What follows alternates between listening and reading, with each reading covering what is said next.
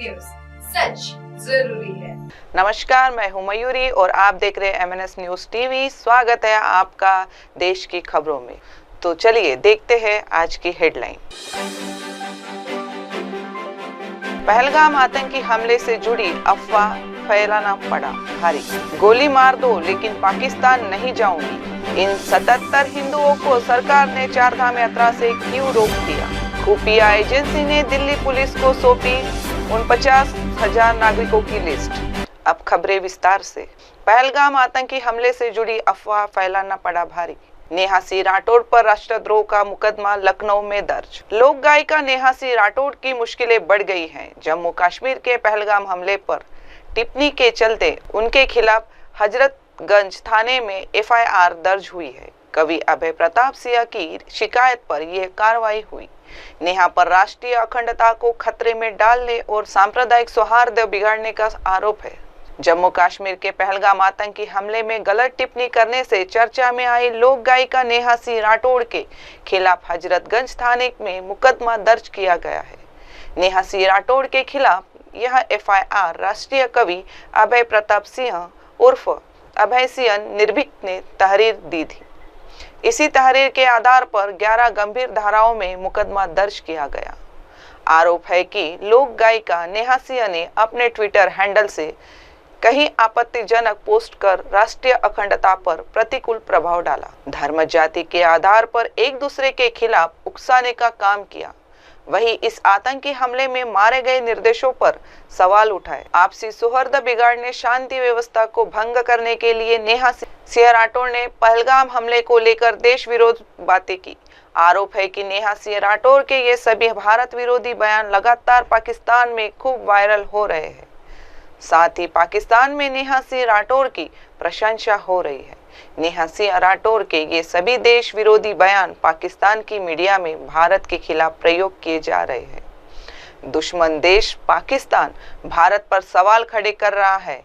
इन आरोपों के बाद हजरतगंज पुलिस ने BNS की धारा 1961A, 1961B, 1971A, 1971B, 1971C, 1971D, 353(1)C, 353(2), 302, 152 और IT Act 69A के तहत मुकदमा दर्ज किया गया। नेहा सिंह राठौड़ पर राष्ट्रद्रोह का मुकदमा लखनऊ में दर्ज। लोक गायिका नेहा सिंह राठौड़ की मुश्किलें बढ़ गई हैं। जम्मू कश्मीर के पहलगाम हमले पर टिप्पणी के चलते उनके खिलाफ हजरतगंज थाने में FIR दर्ज हुई है। कवि अभय प्रताप सिंह की शिकायत पर यह कार्रवाई हुई। नेहा पर राष्ट्रीय अखंडता को खतरे में डालने और सांप्रदायिक सौहार्द बिगाड़ने का आरोप है।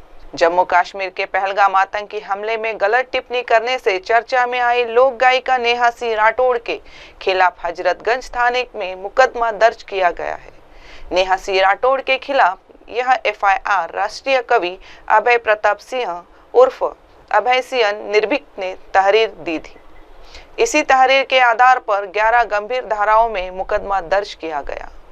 आरोप है कि लोक गायिका नेहा सिंह ने अपने ट्विटर हैंडल से कहीं आपत्तिजनक पोस्ट कर राष्ट्रीय अखंडता पर प्रतिकूल प्रभाव डाला, धर्म जाति के आधार पर एक दूसरे के खिलाफ उकसाने का काम किया। वहीं इस आतंकी हमले में मारे गए निर्देशों पर सवाल उठाए। आपसी सौहार्द बिगाड़ने, शांति व्यवस्था को भंग करने के लिए नेहा सिंह राठौड़ ने पहलगाम हमले को लेकर देश विरोध बातें की।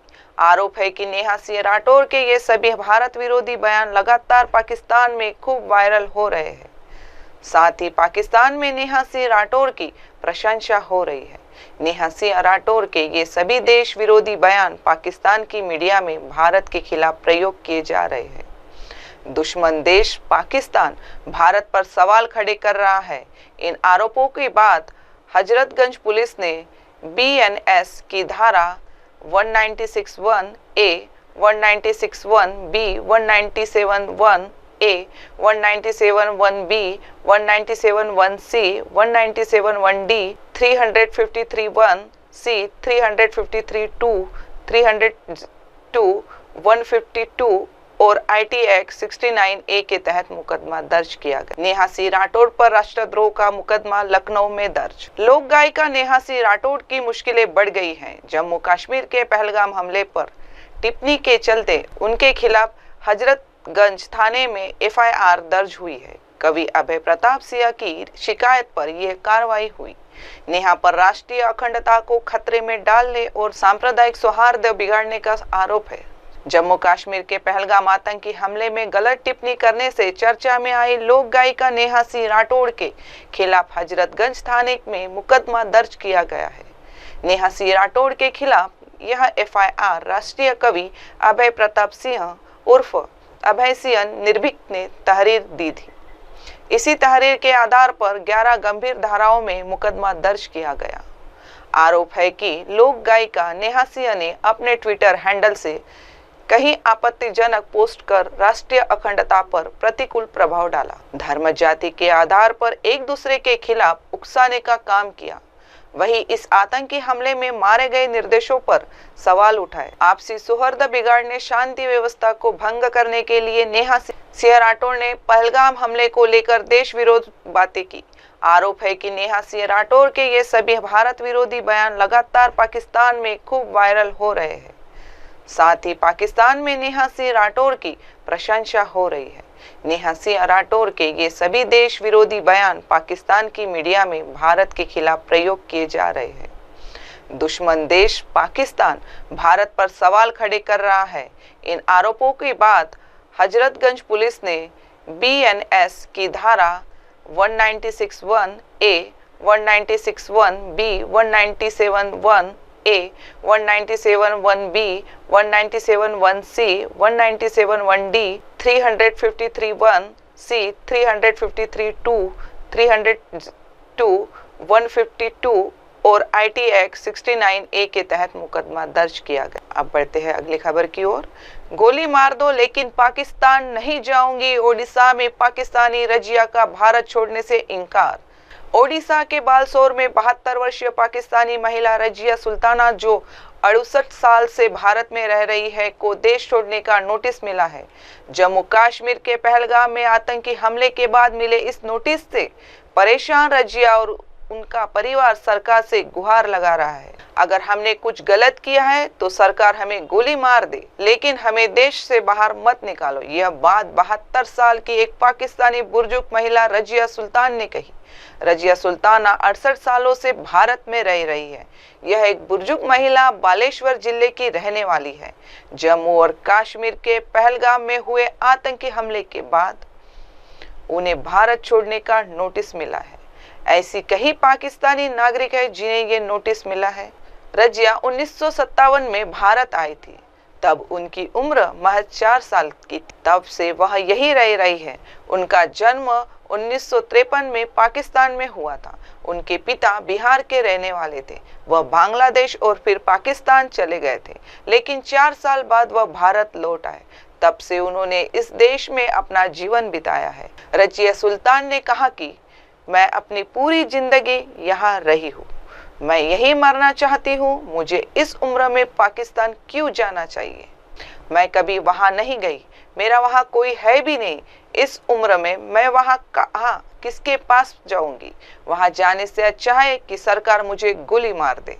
ओडिशा के बालसोर में 72 वर्षीय पाकिस्तानी महिला रजिया सुल्ताना, जो 68 साल से भारत में रह रही है, को देश छोड़ने का नोटिस मिला है। जम्मू कश्मीर के पहलगाम में आतंकी हमले के बाद मिले इस नोटिस से परेशान रजिया और उनका परिवार सरकार से गुहार लगा रहा है। अगर हमने कुछ गलत किया है तो सरकार हमें गोली मार दे, लेकिन हमें देश से बाहर मत निकालो। यह बात 72 साल की एक पाकिस्तानी बुजुर्ग महिला रजिया सुल्तान ने कही। रजिया सुल्ताना 68 सालों से भारत में रह रही है। यह एक बुजुर्ग महिला बालेश्वर जिले की रहने वाली है। जम्मू और कश्मीर के पहलगाम में हुए आतंकी हमले के बाद उन्हें भारत छोड़ने का नोटिस मिला है। ऐसी कई पाकिस्तानी नागरिक है जिन्हें ये नोटिस मिला है। रजिया 1957 में भारत आई थी, तब उनकी उम्र महज 4 साल की थी। तब से वह यही रह रही है। उनका जन्म 1953 में पाकिस्तान में हुआ था। उनके पिता बिहार के रहने वाले थे। वह बांग्लादेश और फिर पाकिस्तान चले गए थे, लेकिन 4 साल बाद वह भारत लौट आए। तब से उन्होंने इस देश में अपना जीवन बिताया है। रजिया सुल्तान ने कहा कि मैं अपनी पूरी जिंदगी यहाँ रही हूँ, मैं यही मरना चाहती हूँ। मुझे इस उम्र में पाकिस्तान क्यों जाना चाहिए? मैं कभी वहां नहीं गई, मेरा वहां कोई है भी नहीं। इस उम्र में मैं वहां कहाँ किसके पास जाऊंगी? वहां जाने से अच्छा है कि सरकार मुझे गोली मार दे। ओडिशा के बालसोर में 72 वर्षीय पाकिस्तानी महिला रजिया सुल्ताना, जो 68 साल से भारत में रह रही है, को देश छोड़ने का नोटिस मिला है। जम्मू कश्मीर के पहलगाम में आतंकी हमले के बाद मिले इस नोटिस से परेशान रजिया और उनका परिवार सरकार से गुहार लगा रहा है। अगर हमने कुछ गलत किया है तो सरकार हमें गोली मार दे, लेकिन हमें देश से बाहर मत निकालो। यह बात 72 साल की एक पाकिस्तानी बुजुर्ग महिला रजिया सुल्तान ने कही। रजिया सुल्ताना 68 सालों से भारत में रह रही है। यह एक बुजुर्ग महिला बालेश्वर जिले की रहने वाली है। जम्मू और कश्मीर के पहलगाम में हुए आतंकी हमले के बाद उन्हें भारत छोड़ने का नोटिस मिला है। ऐसी कई पाकिस्तानी नागरिक है जिन्हें ये नोटिस मिला है। रजिया 1957 में भारत आई थी, तब उनकी उम्र महज 4 साल की थी। तब से वह यही रह रही है। उनका जन्म 1953 में पाकिस्तान में हुआ था। उनके पिता बिहार के रहने वाले थे।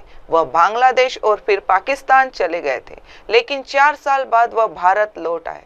तब से उन्होंने इस देश में अपना जीवन बिताया है। रजिया सुल्तान ने कहा कि मैं अपनी पूरी जिंदगी यहाँ रही हूँ, मैं यही मरना चाहती हूँ। मुझे इस उम्र में पाकिस्तान क्यों जाना चाहिए? मैं कभी वहां नहीं गई, मेरा वहां कोई है भी नहीं।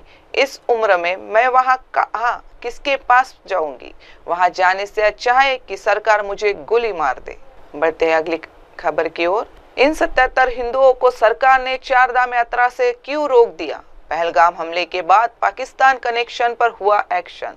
जम्मू कश्मीर में आतंकी हमले के बाद केंद्र सरकार ने पाकिस्तानी नागरिकों की 4 धाम यात्रा पर रोक लगा दिया। 4 धाम यात्रा के लिए पंजीकरण करा चुके 77 पाकिस्तानी हिंदू श्रद्धालु अब यात्रा नहीं कर पाएंगे।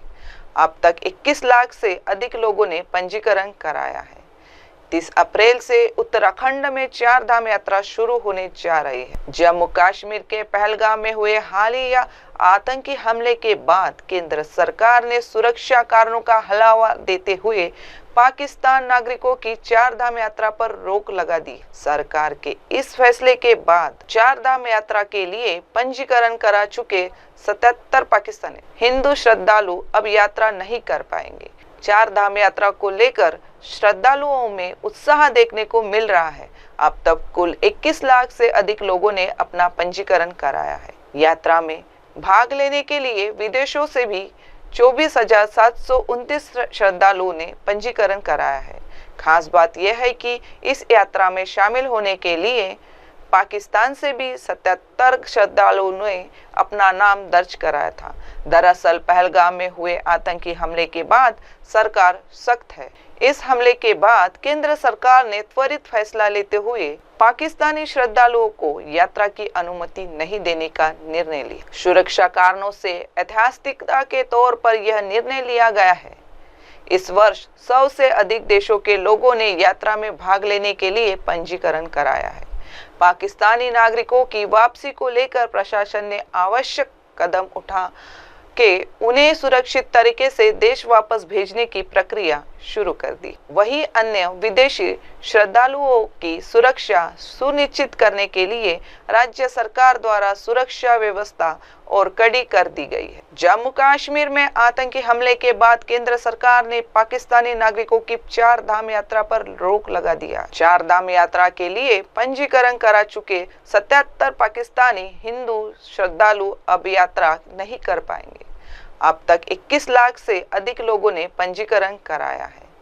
30 अप्रैल से उत्तराखंड में 4 धाम यात्रा शुरू होने जा रही है। जम्मू कश्मीर के पहलगाम में हुए हालिया आतंकी हमले के बाद केंद्र सरकार ने सुरक्षा कारणों का हवाला देते हुए पाकिस्तान नागरिकों की चार धाम यात्रा पर रोक लगा दी। सरकार के इस फैसले के बाद चार धाम यात्रा के लिए पंजीकरण करा चुके 77 पाकिस्तानी हिंदू श्रद्धालु अब यात्रा नहीं कर पाएंगे।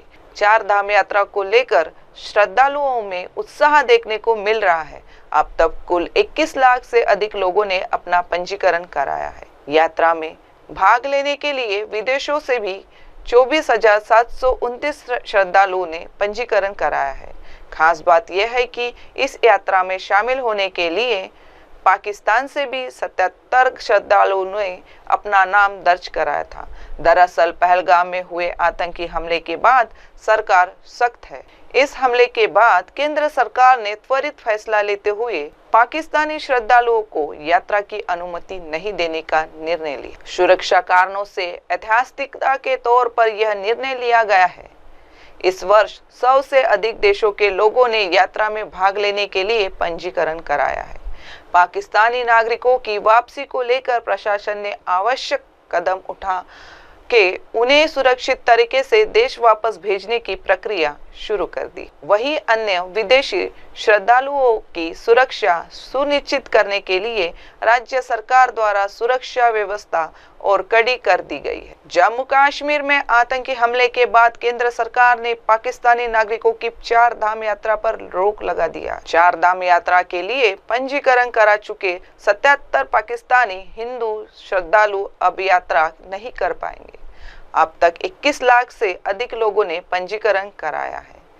30 अप्रैल से उत्तराखंड में चार धाम यात्रा शुरू होने जा रही है। जम्मू कश्मीर के पहलगाम में हुए हालिया आतंकी हमले के बाद केंद्र सरकार ने सुरक्षा कारणों का हवाला देते हुए पाकिस्तान नागरिकों की चार धाम यात्रा पर रोक लगा दी। सरकार के इस फैसले के बाद चार धाम यात्रा के लिए पंजीकरण करा चुके 77 पाकिस्तानी हिंदू श्रद्धालु अब यात्रा नहीं कर पाएंगे। चार धाम यात्रा को लेकर श्रद्धालुओं में उत्साह देखने को मिल रहा है। अब तक कुल 21 लाख से अधिक लोगों ने अपना पंजीकरण कराया है। यात्रा में भाग लेने के लिए विदेशों से भी 24,729 श्रद्धालुओं ने पंजीकरण कराया है। खास बात यह है कि इस यात्रा में शामिल होने के लिए पाकिस्तान से भी 77 श्रद्धालुओं ने अपना नाम दर्ज कराया था। दरअसल पहलगाम में हुए आतंकी हमले के बाद सरकार सख्त है। इस हमले के बाद केंद्र सरकार ने त्वरित फैसला लेते हुए पाकिस्तानी श्रद्धालुओं को यात्रा की अनुमति नहीं देने का निर्णय लिया। सुरक्षा कारणों से ऐतिहासिकता के तौर पर यह निर्णय लिया गया है। इस वर्ष 100 से अधिक देशों के लोगों ने यात्रा में भाग लेने के लिए पंजीकरण कराया है। पाकिस्तानी नागरिकों की वापसी को लेकर प्रशासन ने आवश्यक कदम उठा के उन्हें सुरक्षित तरीके से देश वापस भेजने की प्रक्रिया शुरू कर दी। वहीं अन्य विदेशी श्रद्धालुओं की सुरक्षा सुनिश्चित करने के लिए राज्य सरकार द्वारा सुरक्षा व्यवस्था और कड़ी कर दी गई है। अब बढ़ते हैं अगली खबर की ओर। खुफिया एजेंसी ने दिल्ली पुलिस को सौंपी 49,000 नागरिकों की लिस्ट। दिल्ली पुलिस को सौंपी 49,000 नागरिकों की लिस्ट। पाकिस्तान वापसी के निर्देश पर एक्शन। पहलगाम में हुए आतंकी हमले के बाद केंद्र सरकार लगातार एक्शन में जुटी है। ऐसे में गृह मंत्रालय ने खास निर्देश जारी किया और पाकिस्तानी नागरिकों को वापस भेजने के निर्देश राज्य को दिए। अब खुफिया एजेंसियों ने 49,000 पाकिस्तानी नागरिकों की लिस्ट दिल्ली पुलिस को सौंपी है। जानिए पूरा मामला। पहलगाम में हुए आतंकी हमले के बाद गृह मंत्रालय ने देश के अलग अलग राज्यों में पाकिस्तानी नागरिकों की पहचान कर हर साल में वापसी के निर्देश दिए थे। उसी कड़ी में दिल्ली के अंदर पाकिस्तानी नागरिकों की पहचान की जा रही, मगर सही आंकड़ा सामने नहीं था। सूत्रों से पता चला है कि इस आईबी इंटेलिजेंस ब्यूरो ने दिल्ली पुलिस को 49,000 पाकिस्तानी नागरिकों की लिस्ट सौंपी है। अब इनकी पहचान कर वापस भेजने की प्रक्रिया शुरू हो चुकी है। सूत्रों से पता चला है कि इनमें अधिकतर central, south east, north east में है। सूत्रों ने बताया कि विदेशी क्षेत्रीय पंजीकरण कार्यालय ने यह सूची दिल्ली पुलिस की स्पेशल ब्रांच और बाकी यूनिट को भी साझा की है। दिल्ली पुलिस को सौंपी 49,000 नागरिकों की लिस्ट। पाकिस्तान वापसी के निर्देश पर एक्शन। पहलगाम में हुए आतंकी हमले के बाद केंद्र सरकार लगातार एक्शन में जुटी है। ऐसे में गृह मंत्रालय ने खास निर्देश जारी किया और पाकिस्तानी नागरिकों को वापस भेजने के निर्देश राज्य को दिए। अब खुफिया एजेंसियों ने 49,000 पाकिस्तानी नागरिकों की लिस्ट दिल्ली पुलिस को सौंपी है। जानिए पूरा मामला।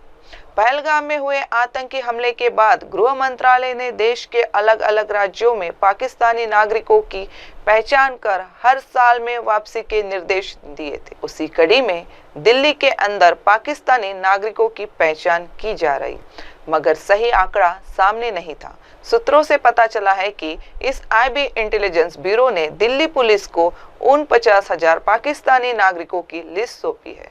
अब इनकी पहचान कर वापस भेजने की प्रक्रिया शुरू हो चुकी है। सूत्रों से पता चला है कि इनमें अधिकतर central, south east, north east में है। सूत्रों ने बताया कि विदेशी क्षेत्रीय पंजीकरण कार्यालय ने यह सूची दिल्ली पुलिस की स्पेशल ब्रांच और बाकी यूनिट को भी साझा की है। दिल्ली पुलिस को सौंपी 49,000 नागरिकों की लिस्ट पाकिस्तान वापसी के निर्देश पर एक्शन। पहलगाम में हुए आतंकी हमले के बाद केंद्र सरकार लगातार एक्शन में जुटी है।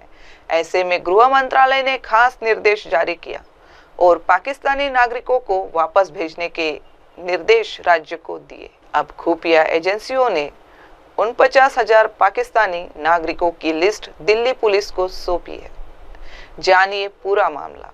पहलगाम में हुए आतंकी हमले के बाद गृह मंत्रालय ने देश के अलग अलग राज्यों में पाकिस्तानी नागरिकों की पहचान कर हर साल में वापसी के निर्देश दिए थे। उसी कड़ी में दिल्ली के अंदर पाकिस्तानी नागरिकों की पहचान की जा रही, मगर सही आंकड़ा सामने नहीं था। सूत्रों से पता चला है कि इस IB इंटेलिजेंस ब्यूरो ने दिल्ली पुलिस को 49,000 पाकिस्तानी नागरिकों की लिस्ट सौंपी है। अब इनकी पहचान कर वापस भेजने की प्रक्रिया शुरू हो चुकी है। सूत्रों से पता चला है कि इनमें अधिकतर central, south east, north east में है। सूत्रों ने बताया कि विदेशी क्षेत्रीय पंजीकरण कार्यालय ने यह सूची दिल्ली पुलिस की स्पेशल ब्रांच और बाकी यूनिट को भी साझा की है। देश के खबरों में बस इतना ही। अब वक्त हो चुका है एक छोटे से ब्रेक का। जुड़े रहिए मेरे सहकर्मी के साथ। नमस्कार।